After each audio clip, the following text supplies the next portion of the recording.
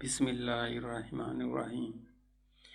اسلام اور ازدواجی زندگی۔ عورت کے بھی ایسے ہی حقوق ہیں جیسے کہ ان پر مردوں کے حقوق ہیں۔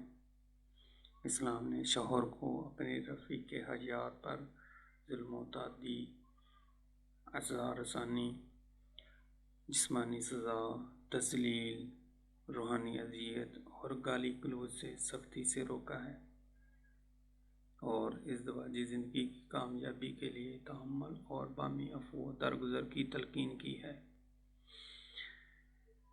اسلام کے سوا دیگر مذاہب عالم کا مطالعہ کیا جائے تو یہی تعلیمات ملتی ہیں کہ قرب الہی کے لیے ازدواجی زندگی سے فرار حاصل کیا جائے اور تجرد کی زندگی اختیار کی جائے۔ اگر کوئی شخص گناہوں سے محفوظ رہنا چاہتا ہے تو اس کے لیے ضروری ہے کہ ازدواجی زندگی سے مکمل کنارہ کشی اور مجرد زندگی بسر کرے۔ تعلیمات نصاری نے متعدد بار اس کی تلقین کی اور رہبانیت کا درس دیا ہے۔ اکابرین یہود نے یہ بات ذہن نشین کرائی کہ عورت بدی کا مجسم ہے، اگر اس کے ساتھ تعلق قائم کرو گے تو شیطان کے ایک ایسے جنگل میں پھنس جاؤ گے جس سے پھر نکلنا تمہارے لیے مشکل ہو جائے گا، اور یہی حال دانشمندان ہنود اور دیگر مذاہب کا ہے۔ جبکہ اسلام نہ صرف ازدواجی زندگی کی اجازت دیتا ہے بلکہ بغیر عذر کے اس سے روگردانی کو کنارہ قرار دیتا ہے۔ چنانچہ رسول اکرم صلی اللہ علیہ وسلم کا ارشاد ہے، نکاح کرنا میری سنت ہے، جو میری سنت سے اعراض کرے گا اس کا میرے ساتھ کوئی تعلق نہیں۔ اسلام میں مثالی معاشرے کی تشکیل کے لیے شادی کو بنیادی اہمیت حاصل ہے، اور وہ امکانی حد تک کوشش کرتا ہے کہ ہر مرد اور عورت جب بھی بلوغت کی عمر کو پہنچے تو بغیر کسی تاخیر کے ان کو رشتہ ازدواج میں منسلک کر دیا جائے۔ اسی وجہ سے اسلام شادی کو مشکل رسم نہیں بناتا بلکہ ساری سادہ اور آسان سی تقریب کے ذریعے پورا کر دیتا ہے۔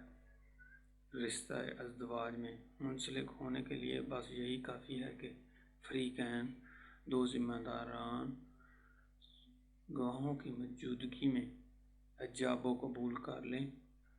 اس طرح دو اجنبی افراد آپس میں میاں بیوی کے مقدر رشتے میں منسلک ہو جاتے ہیں۔ اسلام نے نکاح کو بڑا آسان اور سادہ بنایا ہے، جسے آج ہم نے غیر اسلامی رسومات کے تحت مشکل اور مہنگا بنا دیا ہے۔ ارشاد الہی ہے، مردوں کو عورتوں پر فوقیت ہے۔ دین اسلام گھر کے انتظامی امور میں مرد کی فوقیت کا حامی ہے تاکہ گھر کے تمام امور احسن طریق سے انجام پا سکیں۔ جس طرح ملک کے دو صدر اور کسی ادارے میں دو سربراہ ممکن نہیں، اسی طرح گھر کی چھوٹی سی ریاست میں میاں بیوی کے انتظامی امور کی تقسیم کر دی گئی ہے کہ مرد سربراہ ہے اور عورت اس کی مشیر اور وزیر۔ طبعی طور پر مرد میں کچھ ایسی خصوصیات پائی جاتی ہیں جو عورت میں نہیں۔ وہ عورت کی جبلی خصوصیات مرد سے مختلف ہیں۔ دونوں کی جسمانی ساخت اور جبلتوں کا فرق ہے۔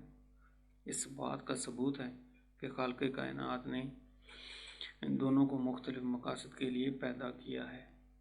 ہر ایک کا اپنا دائرہ کار ہے جس کے اندر رہ کر انہوں نے اپنے مخصوص فرائض سر انجام دینے ہیں۔ مردوں کی جسمانی قوت کے زیادہ ہونے کی وجہ سے ان کے ذمہ انتظامی امور اور اہل خانہ کی کفالت سپرد کی گئی ہے۔ عورت میں محبت اور سرگرمی کا جذبہ زیادہ ہے، اس لیے بچوں کی پرورش و تربیت کی ذمہ داری اس پر ڈال دی گئی ہے۔ زندگی کی گاڑی کو چلانے کے لیے مرد و عورت دو پہیے ہیں جو مل کر کام کرتے ہیں تو عائلی اور معاشرتی زندگی کی گاڑی درست چلتی ہے۔ قرآن مجید میں ارشاد ہے، تمہاری بیویاں تمہارے لیے لباس کی حیثیت رکھتی ہیں اور تم ان کے لیے لباس کی مانند ہو۔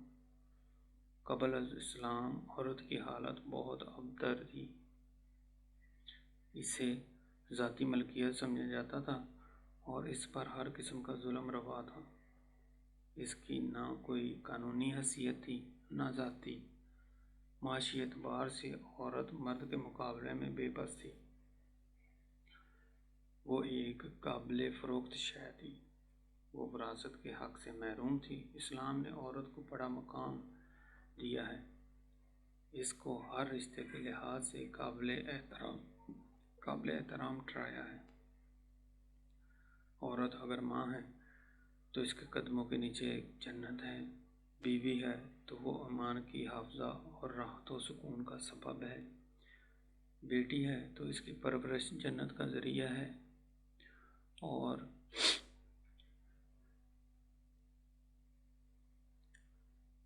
بطور بہن وہ قابل شفقت ہے۔ خداوند ہمیں اس پاک کام پر عمل کرنے کی توفیق عنایت فرمائے، آمین یا رب العالمین۔